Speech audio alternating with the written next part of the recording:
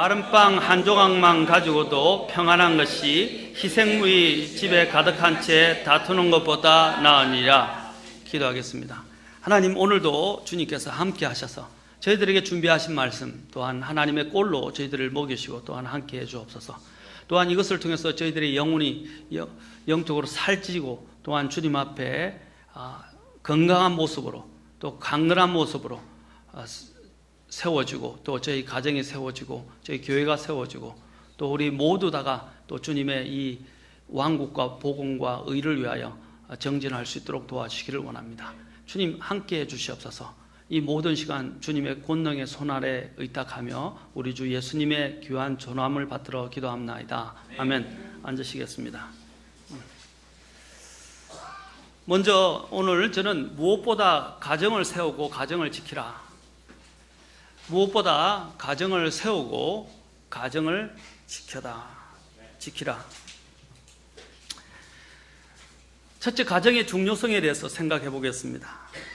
여호수아가 이스라엘 장로들과 그들의 이 모든 우두머리들과 재판관들과 사랑관원들을 다 불러서 그 앞에 모아놓고 백성 앞에서 지금 선언하고 있습니다. 자, 선언하는 오늘 내용을 우리가 24장 15절부터 15절까지 14절, 24장 14절, 15절을 배웠습니다. 그가 지금 마지막으로 사실 고별 설교랑 마찬가지입니다. 그가 설교하는 내용 중에 가장 대표적인 것이 주를 두려워하며 성실함과 진실함으로 그분을 섬기라. 그 다음에 주를 섬기되 먼저 해야 할 것이 바로 우상을 제거하라. 우상이든지 아니면 하나님이든지 둘 중에 하나를 택하라는 것입니다. 여기서 가장 핵심은 너희가 섬길 자를 너희를 위해 이날 택하라 라고 이제 결단을 요구하고 있습니다. 그러나 지금 결단을 요구하면서 여호수아와 그의 가정은 이미 결정이 되었습니다. 하나님께 마음이 고정되었습니다. 이미 그들은 하나님 앞에서 자신들은 무엇을 택하고 어떻게 나아갈 것인지를 이미 결정했습니다. 나와 내 집으로 말하건대 우리는 주를 섬기겠노라. 여러분, 하나님께서 인류에게 가장 먼저 주신 기관이 바로 가정이라는 것을 우리는 잊어서는 안 됩니다. 이 가정은 그 어느 것보다도 가장 중요한 기관이기 때문에 주님이 최초로 세우셨고, 또한 제가 이 가정의 중요성과 관련해서 여러분에게 말씀을 드리는 것은 성경이 바로 이 가정으로 시작해서, 물론 창조 중에서 제일 먼저 한 것이 사람을 물론 만물을 창조해서 사람을 창조하셨지만 하나님이 자신의 형상을 따라 만든 사람과 관련해서 제일 먼저 하신 일이 바로 가정을 이루시게 하시고, 마태복음, 이제 여러분들이 요한복음은 주님이 많은 기적들을 행하셨지만 요한복음에는 대표적으로 7가지 기적이 나옵니다. 그 7가지 기적 중에서 가장 먼저 주님께서 행하신 것이 가나안에 있는 혼인잔치에서 바로 물이 변하여 포도즙이 되게 하시는 놀라운 사건이었습니다. 그래서 요한은 그것을 기록하면서 그 요한복음 2장에서 11절로 제가 알고 있는데 11절에서 그가 이것이 바로 예수님께서 행하신 첫 번째 기적이다라고 일부러 명기를 하는 것을 보게 됩니다.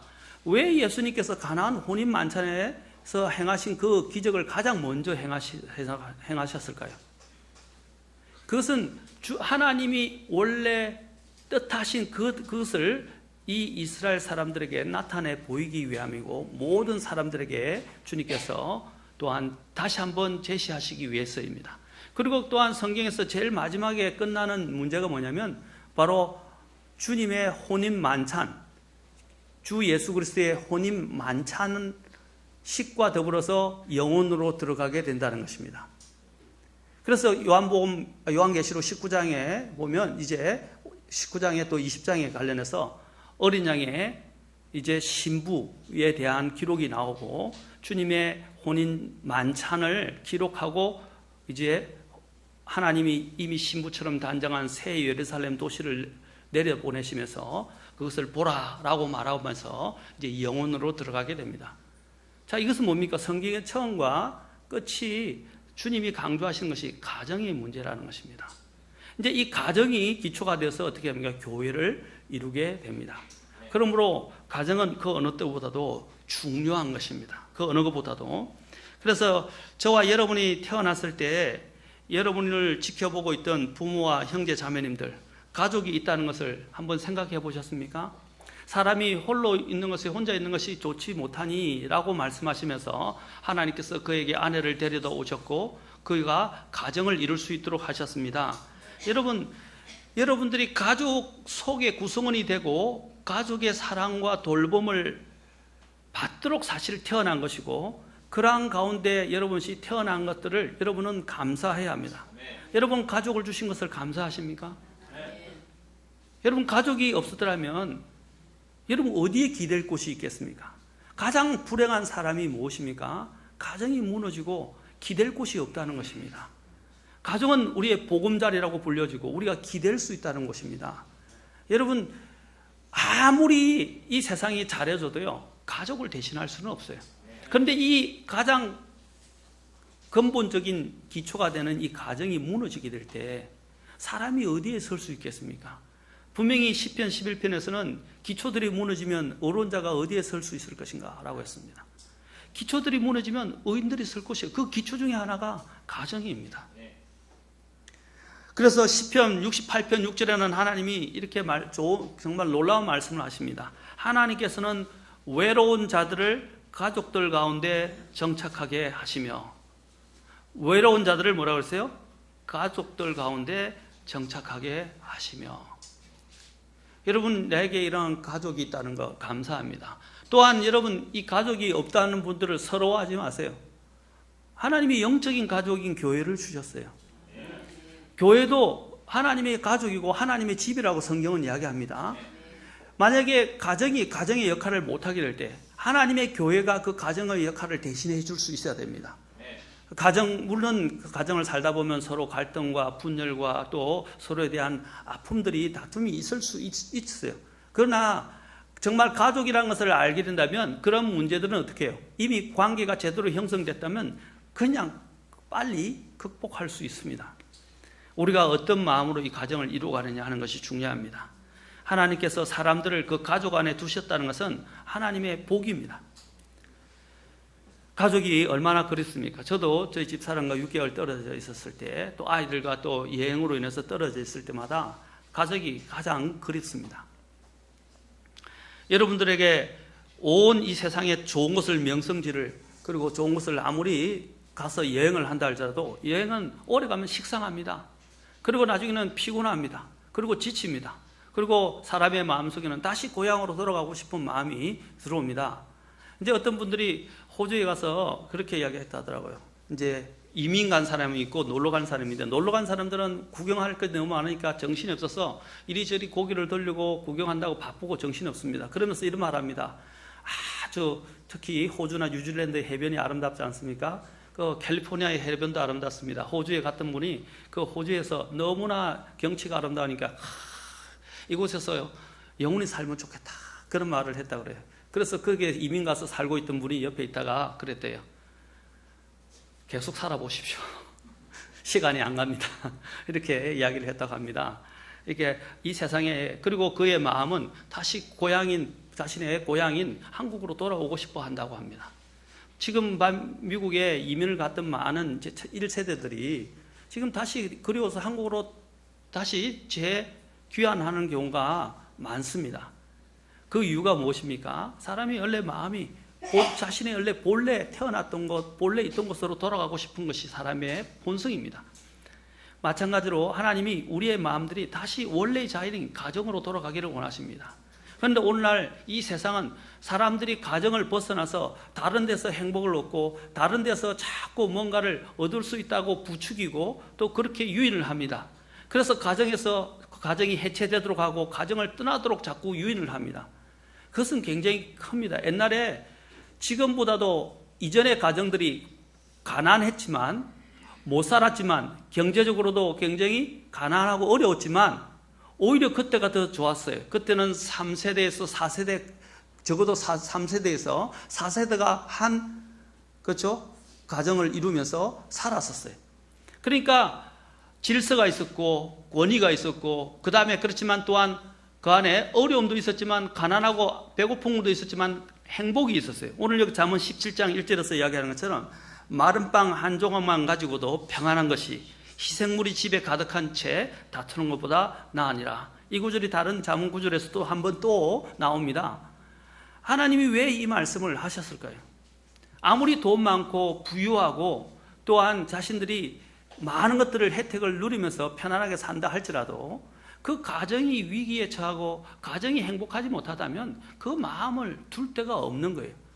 그렇게 되면 그런 가정에서 자라났을 때 자녀의 미래를 한번 생각해 보십시오. 저는 상상도 하고 싶지 않습니다. 내가 이러한 가정 가운데 소속되어 있다는 것, 내 보금자리를 둘 수 있다는 것, 감사한 것입니다. 아까 시편 68편 6절에서 하나님께서 외로운 자들을 가족들 가운데 정착하게 하시며, 여러분들에게 하나님이 이러한 가정을 주신 것에 대해서 감사하셔야 됩니다. 아멘. 특히 남편들은 뭐라고 그랬습니까? 하나님께서 말씀하시는 남편들에 대해서 말씀하시기를 뭐라 했어요? 좋은 아내를 얻는 자는 언안을 주는 것은 하나님께 뭐라 했어요? 하나님께로부터, 주로부터 호의를 얻는 것이라고 그랬어요. 주께 호의를 얻는 거랬어요.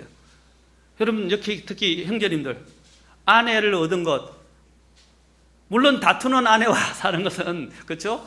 계속적으로 떨어지는 빗방울과 같다고 이야기하고, 그렇죠? 그냥 혼자 지붕에 혼자 있는 것이 지붕 위에 혼자 있는 것이 더 낫거나 광야에 혼자 있는 것이 더 낫다라고 이야기합니다. 그러지 않는 예외적인 그런 상황 외에는 아내를 둔 자체에 대해서 감사하시기 바랍니다. 오늘 엄마 돌아가시면 아내들한테 여보 감사해, 나 같은 사람하고 살아줘서 또 가정을 이루어주고 가정을 지켜줘서 감사해라고 한마디 하시기 바랍니다. 우리 형제님들 하시기 바랍니다. 하실 수 있죠? 예, 아까 얘기했죠. 하나님께서는 외로운 자들 가족들 가운데 정착하게 하시며, 또한 아내들도 남편들로 인해서 감사하셔야 됩니다.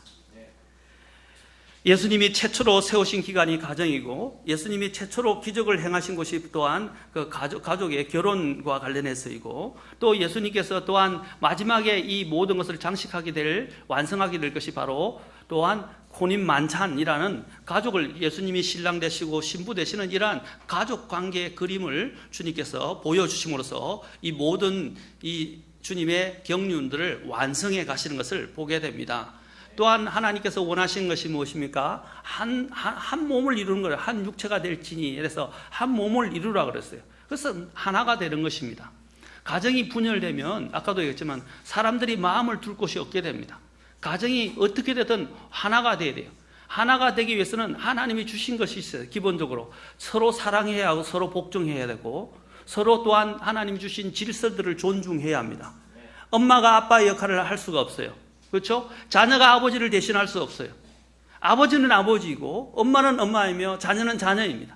이러한 관계가 질서와 권위 속에서 잘 세워져야만이 교회가 세워질 수 있어요. 그런데 아버지가 아버지의 역할을 하지 못하고 엄마가 아버지의 역할을 대신하려고 그러고 자녀들이 또한 그 권위에 불복종하게 될 때 가정은 무너지게 되는 것입니다. 오늘 이 현대사회 가정들 보세요. 왜 가정이 무너지고 있습니까? 바로 가정이 제대로 교육이 되어지지 않고 가정의 질서가 깨어지고 가정의 권위가 무너지기 때문에 가정의 위기가 찾아오는 것입니다. 교회 생활도 마찬가지입니다. 가정이 튼튼해야 교회가 세워질 수 있습니다. 교회 생활은 바로 이 가정에 있는 그리스도인의 가정이 건강해질 때 교회도 건강해지고 교회가 더 힘있게 사역을 할 수 있는 것입니다. 우리가 교회 생활을 바르게 이해하기 위해서는 그래서 가정 생활을 잘 이해해야 합니다. 가정을 확대한 것이 교회입니다. 초대교회는 가정에서 모였어요. 교회를 또한 축소시키면 가정으로 또한 남게 됩니다. 물론 각 개인이 구원을 받아야지만 하나님은 가정을 통해서 교회를 세워가십니다. 그래서 가정 같은 교회가 있고 교회와 같은 가정이 있습니다. 가정과 교회는 공통적으로 몸이라고 성경은 표현하고 있습니다. 가정은 남편과 아내가 한 몸이 되어 이루어지고, 그리고 또 교회는 그리스도의 몸이라고 불려주고 있다는 것입니다. 이것은 몸이라는 것은 실제적이고 서로 유기적인 관계입니다. 이것은 조직이 아니에요. 조직은 조직이지만 유기적인 조직입니다. 유기적인 조직이란 뭡니까? 살아있다는 것이죠. 서로 상통하고 서로 교류한다는 것입니다. 그리고 교제한다는 것입니다. 이런 서로 또 친교가 있다는 것입니다. 이런 친교와 교통과 교류가 없다면 그 가정에 존립 목적이 없는 것입니다. 그렇죠? 그래서 디모데전서에서 하나님께서 직분자를 세울 때도 항상 뭐라고 말씀하십니까? 자신의 집을 다스릴 줄 모르면 하나님의 집을 돌볼 수 없다고 했어요. 가정이 그래서 잘 세워진 사람이 바로 교회의 직분을 맡을 수 있고 목회자가 될 수 있는 것입니다. 그러나 오늘 보면 이혼한 목사를 세우고 있고, 그렇죠? 또 아내가 없는 사람을, 싱글들을 그냥 목회자로 세우는 경우들을 지금 일어나고 있어요. 심지어는 여자들도 그렇고요. 여자 목사들도 많아지고 있고. 그것은 성경적인 개념이 아닙니다. 분명히 성경은 자기 집을 잘 다스릴 줄 알지 못하면 하나님의 집을 돌볼 수 없다고 했습니다. 그만큼 가정과 교회는 밀접한 관계에 있음을 알아야 합니다. 누가 가정생활을 형식적으로 하고 피상적으로 하는 사람이 있겠습니까? 집에 와서는, 그렇죠? 항상 편안해하고 쉴 수 있는 공간, 그리고 또한 서로 나누면서 자신들의 아픔을 달래고 다시 치유받을 수 있는 그 공간이 바로 가정이며 또한 교회라고 할 수 있습니다.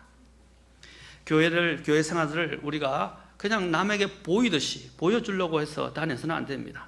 많은 사람들은 보이기 위해서 신앙생활을 하는 사람이 있고, 보이기 위해서 가정을 꾸려가는 사람이 있고, 보이기 위해서 또한 교회 생활을 하는 사람도 있습니다. 오늘 연예인들 보십시오. 인고 부부라는데 얼마 안 가서 이혼하는 경우들이 지금 신문지상에도 많이 나오고 있습니다.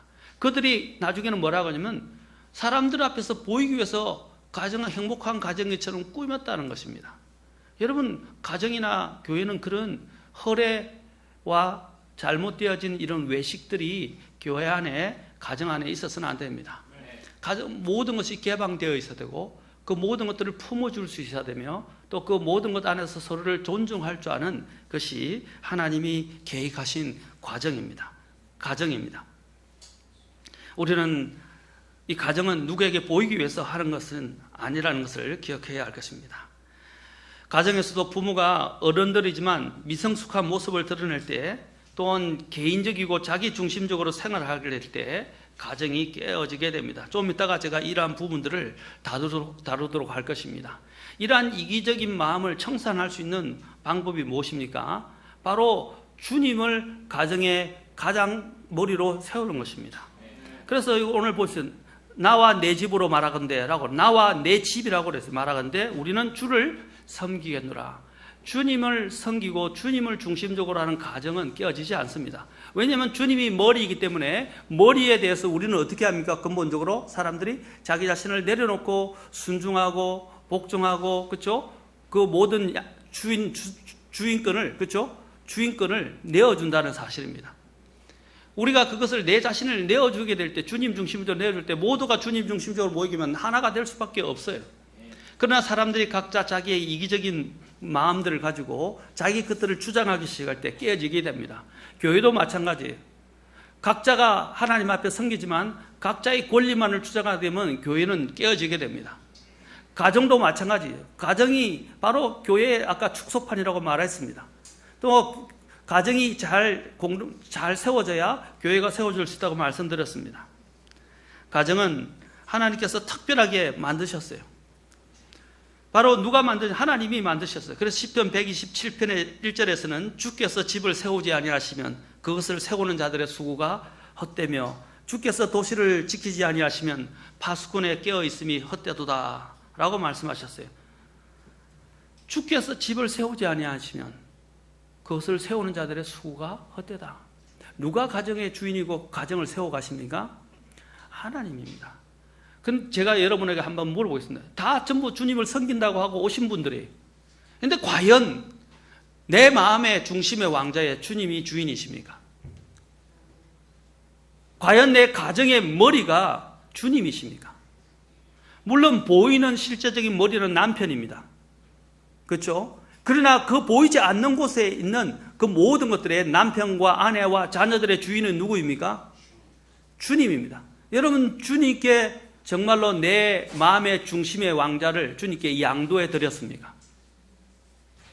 주님이 주인이십니까? 한번 내 마음을 점검해 보십시오. 자꾸 내 욕구 불만이 어디서 생기냐면 내 중심적이기 때문입니다. 내 중심적으로 살아가니까 자꾸 갈등이 있게 돼요. 내 자신을 내려놓는 것이 없이는 화합이라는 것이 있을 수가 없어요. 자기의 것만 고집하고 자기의 세계만 자꾸 고집하게 될 때 충돌이 생기고 갈등이 생기게 되는 겁니다. 우리는 이것을 아세요. 가정을 세워가는 것은 주님입니다. 주께서 집을 세우지 아니하시면 그것을 세우는 자들의 수고가 헛되다 그랬습니다. 그러면서 계속 말하면 너희가 일찍 일어나고 늦도록 앉아있으며 고통의 빵을 먹음이 헛되도다. 이처럼 그분께서 자신이 사랑하는 자에게 잠을 주시는도다. 보라, 자식들은 주의 유산이요 태의 열매는 그분의 보상이로다. 여러분, 그래서 나에게 아까 외로운 자에게 주님이 가정을 그렇죠? 꾸리도록 하나님께서 허락해 주셨어요. 그래서 가정이 형성된 것을 감사하십니까? 또한 여기서 뭐라고 했어요? 자식들은 주의 유산이요 태의 열매는 그분의 보상이라고 그랬어요. 여러분들이 자녀를 가지게 된 거 감사하지 않습니까? 오늘날 현대 병 중에 가장 큰 문제 중에 하나가 뭡니까? 사람들이 결혼을 하지 않는 것이고 결혼을 해도 아이를 낳지 않는 것이며 아이를 낳고 싶어도 요즘은 불임들이 너무 많아요. 아이를 낳지 못한다는 거예요. 그래서 이제 아이를 가지게 되면 참 소중하죠. 또 한 가지 문제가 있어요. 아이가 너무 소중하다 보니까 이제 가정의 질서가 다 깨지고 아이가 우상이 돼버려요. 여러분, 아이가 주신 것은 가정의 기쁨이며 가정의 힘이 됩니다. 그렇죠? 그리고 가정의 즐거움이 되지만 자녀가 가정의 중심이 되고 자녀가 가정의 우상이 되면 안 됩니다.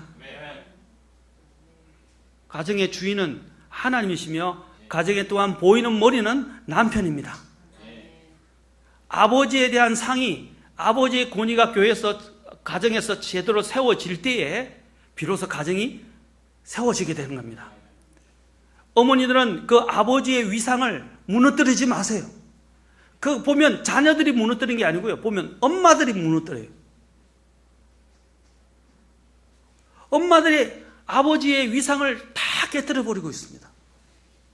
그러면 나중에 자녀들이 자랐어요. 똑같이 합니다. 아버지를 존경하지 않아요.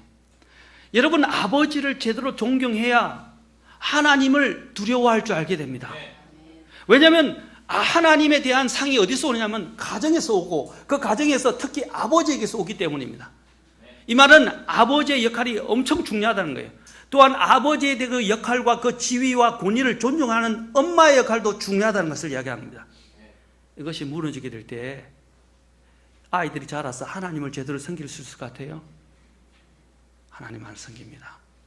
왜냐하면 아버지의 상이 구겨졌기 때문에 하나님의 존재가 내게 다가오지 않아요. 그래서 아버지가 중요한 거예요. 오늘날 이 반역의 세대에서 특히 UAG 성경이 나왔는데 UAG 성경 중에 하나가 NRSV라고 제가 알고 있어요. New Revised Version인데 스탠다드 버전. 그 NRSV가 나오면서 뭐냐면 여기 하나님의 교회하고 똑같아요. 하나님 아버지로 부족하니까 하나님 어머니가 나왔어요. 거기도 나오는 게 뭐냐면 하나님 아버지 어머니 이렇게 돼 있어요. 이게 페미니즘과 더불어서 나온 건데 여성의 권리 신장과 평등을 주장하다 보니까 이제 여성들까지도 왜 하나님의 아버지만 돼야 되느냐? 어머니가 된다. 그래서 여러분 요즘 현대 영어가 어떻게 변하고 있냐면 옛날에는 man, woman으로 바꿨는데 요즘은 man이나 woman, chairman 이렇게 한다지, 그렇죠? man이 나오는 것들을 다 없애버리고 뭐냐면 chairperson 이렇게 이야기합니다. 의장 이야기할 때, 대표를 이야기할 때 person이라는 단어를 쓰기 시작했어요. 그러니까 중립적인, 성에 대한 중립적인 것으로 바뀌어지고 있어요. 이것이 마지막 세대의 모습입니다. 성의 혁명이 일어나면서 남녀 구분이 없어지게 되고 유니섹스를 조정하게 되고 남녀의 칼들이 다 무너지게 돼요. 마지막 시대에 가장 큰 이 하나님의 반역의 영이 바로 거기에 있습니다.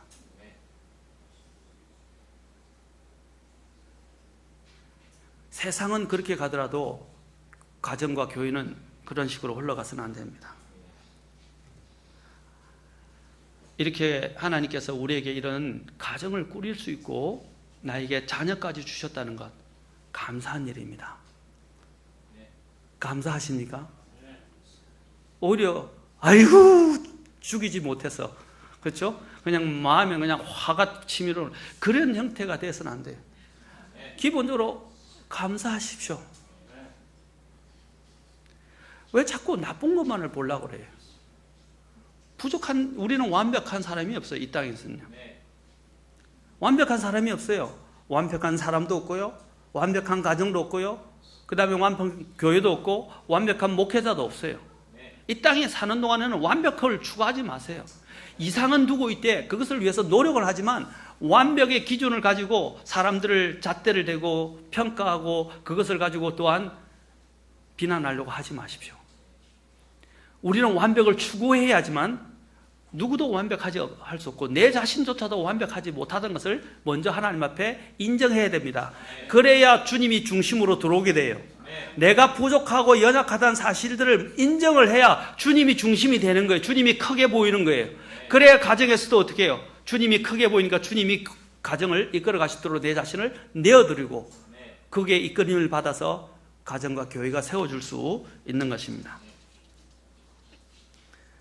가정은 하나님께서 특별한 방법으로 가정을 세우셨다는 것을 기억해야 합니다. 다른 짐승들은 보면요, 하나님께서 암수를 동시에 하나님께서 만드셨습니다. 수컷과 암컷을 동시에 한 쌍을 만들어 주셨어요. 쌍을. 그런데 사람은요, 하나님께서 먼저 쌍으로 만드시지 않으셨어요. 여러분, 동물이 먼저 만들어졌어요? 인간이 먼저 만들어졌어요? 동물이 먼저 만들어졌죠? 근데 동물은 암수를 주셨는데 사람은 먼저 남자를 주시고 남자에게서 여자를 만드셨어요. 이게 창조의 질서예요. 이 질서를 무너뜨리면 모든 게 무너집니다. 하나님은 질서의 하나님이십니다. 어지러움의 혼란의 창시자가 아니시고 화평의 창시자이십니다. 우리의 이러한 모든 질서, 모든 것들이 화평이 깨지게 된 게 무엇입니까? 하나님이 부여하신 질서를 인간이 반역하는 것들을 통해서 깨트리기 때문입니다. 이걸 잘 아셔야 돼요. 이 문제가 다른 데서 오는 것이 아닙니다. 특히 우리 자매님들 남자가 되려고 하지 마십시오. 머리가 되려고 하지 마십시오. 가정에서 이 질서를 존중할 때 가정이 세워지기 시작합니다. 물론 내 마음은 힘들고 내 마음은 정말로 어떤 데는 화가 나고 용납하기 어렵고 받아들이기 힘들 때 있지만 하나님을 생각하시고 먼저 그 하나님 주신 질서를 존중하십시오. 그 존중하는 마음을 가지면 주님이 어떻게 하냐, 나를 존중하는 자는 또 나도 그 사람을 존중할 것이라고 말씀하셨어요. 하나님을 존중하는 마음을 가지면 하나님께서 여러분들을 존중하시고 여러분들의 가정과 여러분을 세워가실 것입니다. 그것이 처음에는 더뎌 보이고 손해보는 것처럼 보이고 합당하지 않은 것처럼 보이지만 세상의 질서와 세상이 만들어낸 질서와 하나님이 부여하신 질서는 다른 거예요. 우리는 하나님을 믿는 사람들입니다. 그렇지 않습니까? 그런데 왜 자꾸 세상의 질서를 따라가려고 합니까? 그 세상의 질서는 타락한 질서예요. 인본적인 질서예요. 그 질서는 또한 시간과 시대에 따라서 달라지게 됩니다. 왜 자꾸 세상을 쫓아가려고 합니까? 세상은 멸망당할 것인데, 세상은 불타 없어져 버릴 것인데 왜 세상의 제도와 세상의 질서를 쫓아가려고 합니까? 이러한 제대로 된 마음이 형성되면요, 저는 가정이 세워지는 것은 어렵지 않다고 생각합니다. 제가 이런 말을 하면 좀 이 시대에 역행한다고 사람들이 비난할지 모르겠지만 저는 그런 가장 좋은 하나의 본보기가 평강공주와 바보 온달 이야기라고 생각합니다. 그것이 단지 그냥 시대 역사에 쓴 이야기가 아니라 바보 온달이 장군이 될 수 있는 이유는 바로 평강공주가 있었기 때문입니다. 여자의 역할이 중요하다는 거예요. 성경에도 보면 남자가 세워지게 되는 잠언 31장에 덕 있는 여인, 그렇죠? 현숙한 여인에 대해서 이야기할 때 뭐라고 말하고 있습니까? 그 여인으로 인해서 그 남자가 어떻게 해요? 사람들로부터 좋은 평을 받게 됩니다. 성문에 앉아서 좋은 평을 얻게 돼요. 아름다운 것도 거짓되고 호의도 거짓되지만 뭡니까? 덕 있는 여인, 현숙한 여인은 그렇죠? 영원하다. 주님의 호의를 얻는 것입니다. 어리석은 남편이라고 무시하지 마세요. 특히 자녀들 앞에서. 자녀들 앞에서 남편을 꾸짖고 책망하고 지시하고 가르치려 들고 싸우고 대들고, 이게 집안꼴이, 이거는 망하는 꼴이에요. 아까도 말씀드렸죠? 못나도 내 남편이고 하나님 주신 머리예요. 잘나도 머리이고 남편이에요. 아까도 얘기했지만 이게 기본적인 원리예요. 이 질서를 절대로 깨뜨리지 마십시오. 만약에 그 남편을 변화시키려면 성경을 들이밀면서 가르치려 들면서 훈계하면서 남편을 바꾸려 하지 마십시오. 하나님이 바꾸게 하세요. 그것은 두 가지입니다. 기도로 바꾸세요. 두 번째는 무엇을 바꿉니까? 순종으로, 말없는 순종으로 바꾸세요. 다 보고 있어요. 여러분도 보면, 교회 오면 뭐예요? 사람들, 잘하는 사람, 아는 사람 보면 다 알아요, 몰라요? 보여요, 안 보여요? 또 그 사람이 말은 안 하지만, 티는 안 내지만 가만히 보면, 아, 저 사람은 정말 된 사람이다. 참 본받을 게 많다. 같이 있으면 참 항상 좋은 것을 받을 것이 너무 많다. 배울 것이 많다. 느껴집니까? 안 느껴집니까? 느껴지죠? 시각의 차이가 있게 됩니다. 마찬가지로 여러분도 그것을 바라보는 눈을 가지셔야 됩니다. 남편들도 바로 그 아내가 하는 행실을 베드로전서 3장 1절에 보면 뭐라고 그랬어요? 그 행실을 남편들이 주목해 본다고 그랬어요. 아내가 어떻게 하고 있는지 그 모든 행실을 주목해 본다는 것입니다. 그러나 말없이 남편을 세워주고 순종하면요, 처음에는 남편들이 거역하고 자기 마음대로 살다가도요, 마음이 녹게 됩니다. 마음이 녹게 돼요. 하나님이 질서를 깨뜨리지 않고 극히 지혜롭게 가정을 세워가는 여자의 역할입니다. 항상 잊지 마십시오. 가정의 머리로, 보이는 머리로 하나님은 남편을 세웠다는 것입니다. 또한은 남편들 아래요. 남편들이 무조건 또한 하나님이 권위를 주셨다고 그 권위로 가정을 이끌어 갈 수 없습니다. 왜냐하면 아내는 가정의 심장이기 때문입니다. 아내는 가정의 중심이고 심장이에요. 남편이 돈을 벌러 나가고 또한 이런 모든 가정의 질서를 세우고 나갔을 때 그 실질적인 그 몫을 담당하는 게 누구예요? 예? 아내죠. 여러분, 심장 없는 머리 소용이 있습니까? 소용없죠? 자, 그러면 이렇게 생각합시다. 머리 없는 심장 생각할 수 없죠? 마찬가지로 심장 없는 머리 생각할 수도 없어요. 우리가 이렇게 냉철한 사람도 있지만 마음이 따뜻한 사람도 있어요. 그렇죠? 이 두 가지가 병행될 때 가장 균형이 있는 사람이 되는 거예요. 그렇죠? 근데 항상 사람들 보면 이게서 항상 차이가 많아요. 어떤 사람은 머리는 냉철한데 가슴이 차가운 사람, 어떤 사람은 가슴은 너무 뜨거운데 머리가 냉철하지 못한 사람, 다 과오를 저지르고 문제를 일으킵니다. 이 두 개가 균형을 잘 이루어 균형을 지켜야 됩니다. 자, 아까 그랬죠. 머리는 머리로서의 역할과 균형을 가지고, 그렇죠? 세워가야 되고, 그 다음에 아까 그랬지만 심장이 없이는 가정이 세워줄 수가 없어요. 아내는 그 심장과 같은 거예요. 그 심장과 같은 것을 남편들은 어떻게 해야 돼요? 존중해야 합니다. 그래서 성경에서 가정에 대해서 이야기할 때, 에베소서 5장이나 골로새서 이야기할 때 항상 그 뒤에 그런 말, 앞에나 그런 말이 나옵니다. 성경처럼 서로 복종하라. 그리고 서로를 존중하라. 맞습니까? 서로를 존중해야 됩니다. 자, 한번 보실까요? 자, 에베소서 가서 한번 보시고 우리가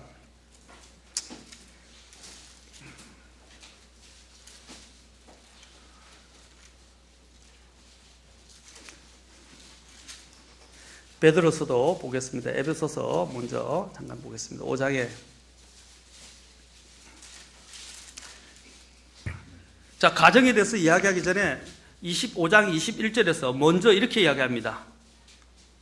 자, 5장 21절 같이 읽겠습니다. 시작. 하나님을 두려워하는 가운데 서로에게 복종하라.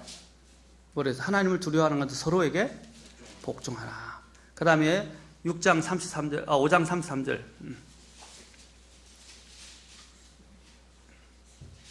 자, 이게 핵심입니다. 5장 3절 같이 읽겠습니다. 시작. 그럼에도 불구하고 너희 각 사람이 자기를 사랑하듯 개별적으로 자기 아내를 사랑하고 아내도 주의하여 자기 남편을 존경할지니라. 자, 또 한 가지 베드로서로 가겠습니다. 베드로전서 3장.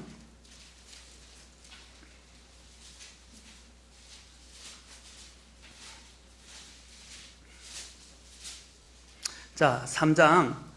이제, 자, 5절도 있지만 7절도 있다는 것을 기억하셔야 됩니다. 5절도 있지만 7절도 기억해요. 이제 1절부터 6절까지는 자매들이 어떻게 해야 되는지, 아내들이 어떻게 해야 되는지 이야기를 합니다. 그러나 7절부터는 남편들에게도 이야기합니다. 자, 먼저 5절. 자, 1절부터 6절까지 먼저 봅시다. 먼저 읽어보고, 그 다음에 7절 남편들에 대해서. 근데 참 재밌는 것은 아내들에 대해서는 정말 많죠, 글이. 근데 남편들에서는 딱 한 구절이에요. 그러나 무거운 정도의 강도는 7절에 더 있어요, 사실은요. 자, 같이 보겠습니다. 1절부터 6절에 아내들아, 이와 같이 너희도 너희 남편에게 복종하라. 이것은 누가 말씀에 순종하지 아니하여도 그들 또한 말없이 아내의 행실을 통해 얻고자 함이니 두려움이 동반된 너희의 정숙한 행실을 그들이 눈여겨보느니라. 너희의 단장은 머리를 닦고 금으로 치장하며 옷을 차려입는 그런 외적 단장으로 하지 말고 오직 마음에 감추어진 사람으로 하되 썩지 아니하는 것, 즉 온유하고 조용한 영의 장식으로 할지니 그것은 하나님의 눈앞에서 지극히 값진 것이니라. 옛적에 하나님을 신뢰한 거룩한 여자들도 이런 방식으로 자기 남편에게 복종하여 자기를 단장하였나니. 사라가 아브라함을 뭐라 불렀어요? 뭐라 불렀다고요? 주라고 불렀어요. 주인이란 뜻이에요. 주라 부르며 그에게 순종한 것 같이 너희가 잘 행하고 어떤 놀라운 일에도 두려워하지 않으면 그녀의 딸들이 되리라. 자, 7절 우리 형제님들이 같이 읽겠습니다. 시작. 남편들아, 이와 같이 너희도 지식에 따라 그들과 동거하고 아내를 더 약한 그릇이요 또 생명의 은혜를 함께 상속받을 자를 여기고 존중하라. 그리하여 너희 기도가 방해를 받지 아니하리라. 하나님 앞에 나아가기 전에 아내의 관계가 발라야 된다고 말하고 있습니다. 그러면 뭐라고 했어요? 아내를 존중하라 그러죠. 어떻게 여기고? 그들을 생명의 은혜를 함께 상속받을 자로 여기고 존중하라 그랬어요. 함께 상속을 받는다는 것 기억하십시오. 혼자 받는 게 아니라 함께 상속받을 자다. 그리고 그녀를 존중하라 라고 했어요. 아까 에베소서에서는 어떻게 해요? 아내를 그리스도께서 사랑하신 것처럼 사랑하라. 그래서 아내는 뭐라 했어요? 가정의 중심이 심장이라고 그랬어요. 심장 같아요. 여러분 심장을 사랑해요. 심장이 없으면 아무것도 아니라고 말씀드렸습니다. 이브가 아담의 옆구리 갈비뼈를 쳤는데 그 옆구리 중에 하나 갈비뼈가 어떤 건지 아십니까? 저것도 5번째 갈비뼈예요. 그렇죠? 그 갈비뼈, 5번째 갈비뼈를 취했다는 것은 그 심장이 있는 곳이에요. 심장을 보호하는 것이에요. 갈비뼈가 뭘 보호하죠? 가슴,폐와 심장을 보호하잖아요. 그렇죠? 그 중에 왼쪽 5번째 갈비뼈가 뭐예요? 심장이 있는 거예요. 여러분 또 재밌는 거 제가 말씀을 하나 드리겠습니다. 예수님께서 십자가에 찔렸을 때 가슴에 창을 찌르셔서, 그렇죠? 찔림을 당하셨어요. 옆구리. 그 옆구리 쪽인데 그 옆구리 찔렸을 때 그것을 어떤 신학자는 분명히 이야기하기를 그것이 5번째 갈비뼈에 있는 부분이라고 이야기합니다. 심장이. 왜냐하면 예수님이 돌아가셨을 때 심장이 파열됐거든요. 그래서 예수님의 고통이 너무 심해서 물과 피로 나누어졌어요. 왜 주님께서 그렇게 돌아가셨어요? 자신의 신부인 교회를 위하여 목숨을 내놓기 위해서였습니다. 마찬가지로 그것처럼 주님께서는 자신의 교회를 사랑하셔서 신부를 사랑하셔서, 신부인 교회를 사랑하셔서 자신의 목숨을 내어주기까지, 자신의 5번째 심장이 쪼개지면서, 그래서 찔리면서 피를 흘리셔서 죽으시기까지 사랑하셨던 것처럼 주님께서도 남편들이 아내를 그렇게 사랑하기를 원하십니다.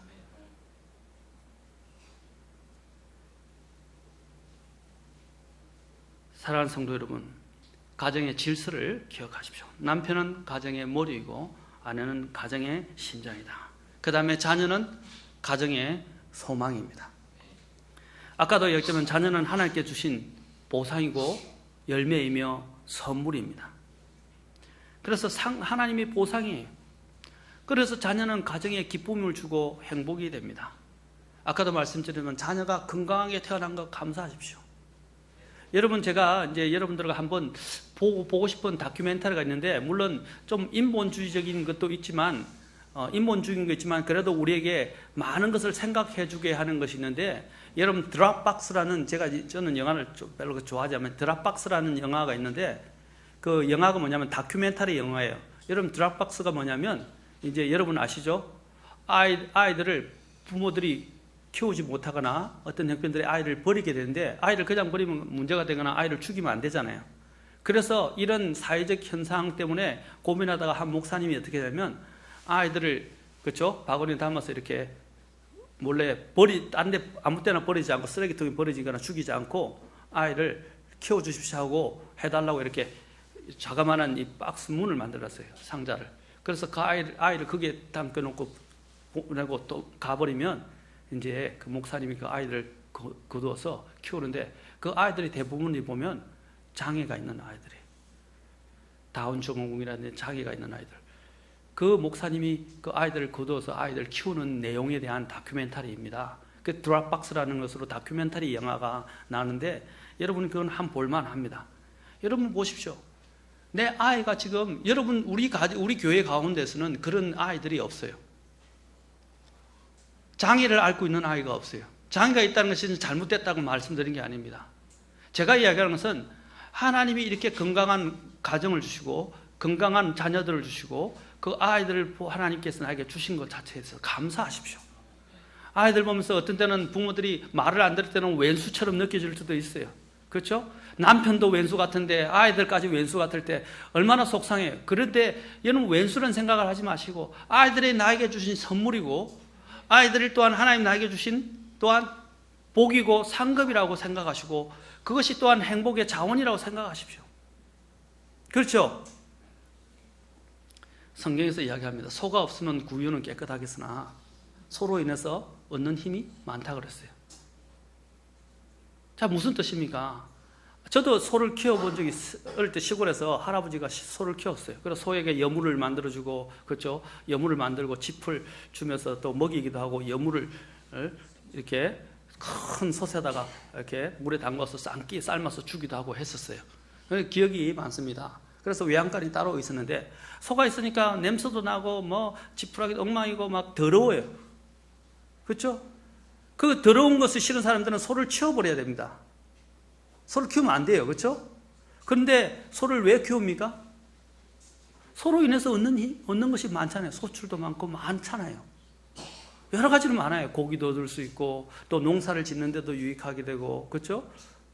또 애완동물처럼 키울 수도 있고 또 소와 함께 또 나중에 소로 인해서 많은 유익을 얻을 수 있기 때문입니다. 그래서 성경에서 소가 없으면 구유는 깨끗하겠으나 소로 인하여 얻는, 아이도 마찬가지예요. 여러분 남편도 마찬가지예요. 긁어치고 정말 나에게는 정말 힘든 존재라고 자꾸 생각하게 되면 치워버려야 돼요. 그러나 여러분 치워보십시오. 자, 제가 이야기합니다. 우리 집사람 같은 경우도 내가 없으면 누가 집에 못질을 해요. 내가 없으면 누가 형광등 갈아주고 전선 갈아 끼워주고, 그렇죠? 어려운 일은 더러운 일을 해줘요. 우리 사람이 저런 거 잘 못해요. 어떻게 할지도 잘 몰라요. 물론 아내들 중에 남자 같은 분들도 계세요. 자기 알아서 다 잘하는 분들도 계세요. 제가 지금 이제 이야기하는 좀 극단적인 표현을 치지만 남편이 있음으로 인해서 또한 얻는 것도 많다는 거죠. 물론 남편이 아내의 속을 썩일 수도 있어요. 그렇죠? 그러나 또한 아버지가 있는 것과 없는 것은 큰 차이예요. 제가 전에도 말씀드린 저희 선친이 저기 가정의 경쟁의 속을 썩였는데 아버지가 그 속을 썩이면서 돌아가시고 나니까 그 자리가 얼마나 빈자리가 큰지 정말로 알겠더라고요. 아무것도 아닌 것처럼 해도요, 그 자리가 없어지면 그 빈자리는 엄청 큽니다. 지금도 그 마음을 아직도 가지고 있어요. 아버님 돌아가신, 선친이 돌아가신 지가 벌써 지금 10여 년이 됐지만은 아직도 그 빈자리를 저는 느끼면서 그때 아버지라면 어떻게 하셨을까? 아버지가 이런 때 어떻게 이런 어려움을 헤쳐나가셨을까? 그런 생각이 막 가정에 옛날 생각이 들면서 떠오르더라고요. 이런 위기를 어떻게 극복하셨을까? 제가 말씀드린 요지는 그렇습니다. 그 왼수같이 느껴지더라도 하나님이 주신 목적이 있어요. 그것을 하나님 주신 보상으로 선물로 받아들이십시오. 마음을 어떻게 먹느냐에 따라서 달라집니다. 근데 우리는 자꾸 나쁜 것만 보려고 그래요. 사람들이 나쁜 본성 중에 하나가 뭐냐면 자꾸 나쁜 것을 크게 확대하고 나쁜 것을 계속 생각하기 때문입니다. 교회에서도 마찬가지예요. 성도들과의 관계 속에서도 마찬가지예요. 자꾸 사람들의 좋은 점 99가지는 빼놓고 나쁜 점 한 가지를 크게 확대해서 그거 하나로 모든 것이 어절되고 끊어지고 미워하고 거부해버린다는 것입니다. 좋은 것 99가지를 왜 잊어버리고 있습니까? 그것으로 얻게 되는 유익과 혜택과 그 또한 감사를 왜 잊어버리고 계십니까? 가정도 마찬가지예요. 가정의 위기가 감사하지 못하는 데서 오는 거예요. 아까 그랬죠. 모든 것이 주님께서 주신 선물입니다. 특히 자녀들입니다. 자녀는 내 미래입니다. 그리고 나의 가정의 미래의 소망입니다. 이제 이 소망이 이제 하나님의 뜻 안에서 하나님의 훈계 가운데서 잘 자라게 될 때 그 가정은 정말로 행복해져요. 가정의 자녀들이 잘 되는 만큼 행복한 것이 없어요. 근데 이제 행복한 것, 세상에서 성공하고 좋은 대학을 나고 좋은 취직하고 좋은 가정을 이루는 거 참 보기 좋죠. 제일 중요한 건 뭐냐면 그것도 아주 좋아요. 그렇게 잘 돼야 돼요. 다. 그러나 주님을 섬기는 면에서 뒤떨어져서는 안 돼요.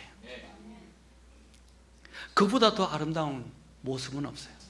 저의 최대 행복은 우리 아이들이 하나님을, 제가 늘 아이들하고 기도할 때는 항상 그렇게 기도합니다. 하나님을 떠나지 않고 평생 주님을 섬기고 주님을 경외하고 두려워하고 우리 같은 독립침례 신앙을 지키고 그 안에서 믿음 생활을 하는 것을 위해서 아이들 앞에서 제가 기도할 때 기도해요. 또 제가 개인적으로 기도할 때도 그 아이들이 그것을 위해서 기도합니다. 믿음을 떠나지 않는 것, 하나님을 떠나지 않는 것, 침례 신앙을 떠나지 않는 것.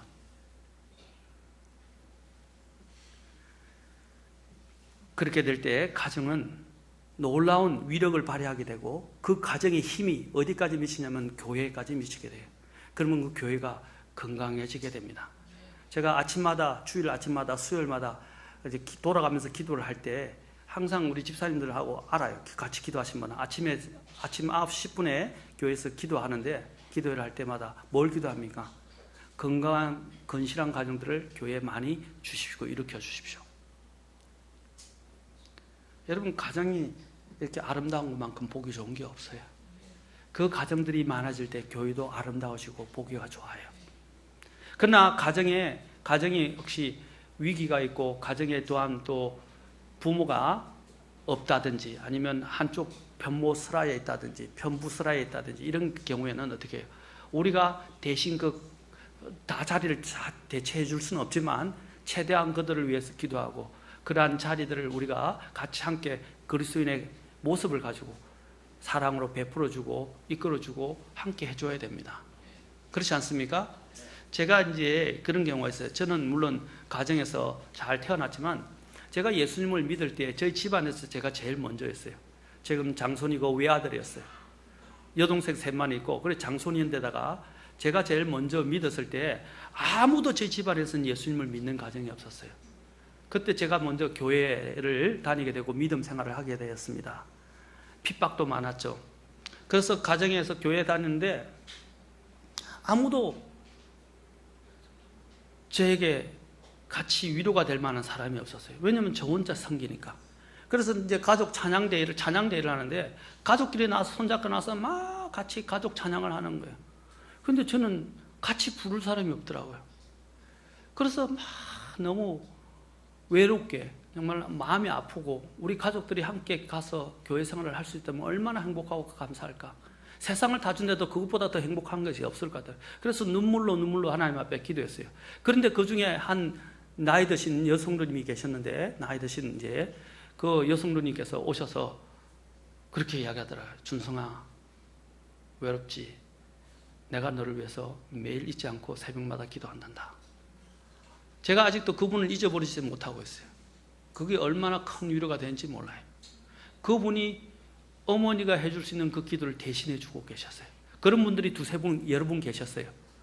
그래서 계속해서 기도해 주셨어요. 결혼하고 난 다음에는 장모님이 그렇게 해주셨어요.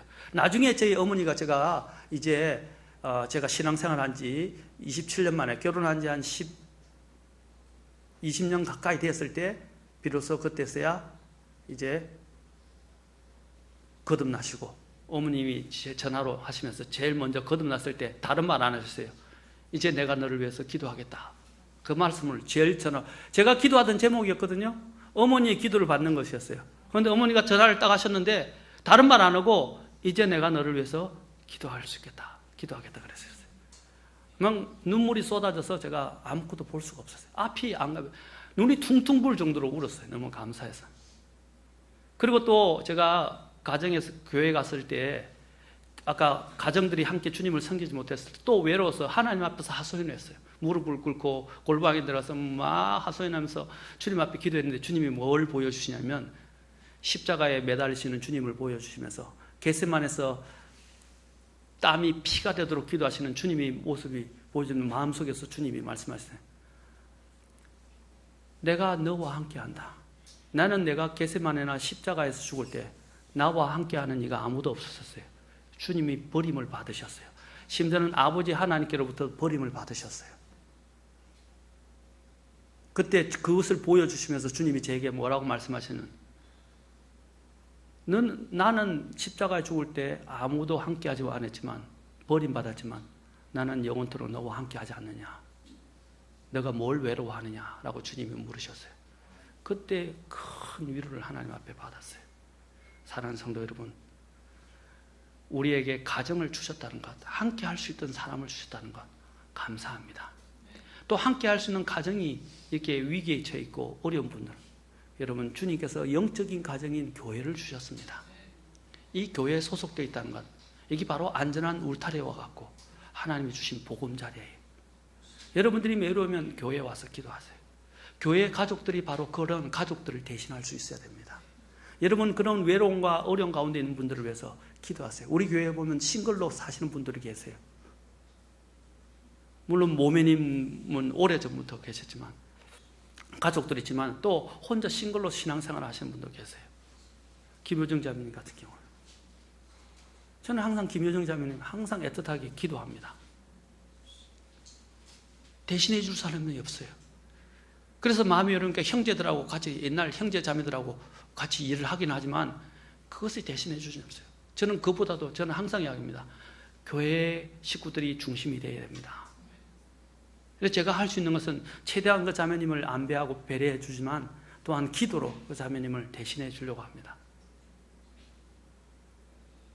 그리고 전화해서 자주 안부를 물어요. 제가 또. 사랑하는 성도 여러분, 가정만큼 소중한 것이 없습니다. 이 가정들이 잘 세워질 때 하나님은 기뻐하시고 또한 이 가정이 세워질 때 하나님의 교회가 건강하게 세워줄 수 있습니다. 무엇보다도 하나님이 우리에게 이 가정을 주신 것에 대해서 여러분 첫째 아까 두 가지만 꼭 기억하십시오. 하나님께 감사하십시오. 아까 그랬죠. 외로운 자들에게 하나님이 가족을 세워주셨다는 것. 감사하십시오. 어려움이 오지만 좀 힘든 것도 있지만 그냥 감사하십시오. 그리고 하나님께 나머지는 맡기세요. 두 번째로 가정의 질서를 깨뜨리지 마십시오. 존중하십시오. 서로를 존중하십시오. 기도하시겠습니다. 다 같이 일어서시겠습니다.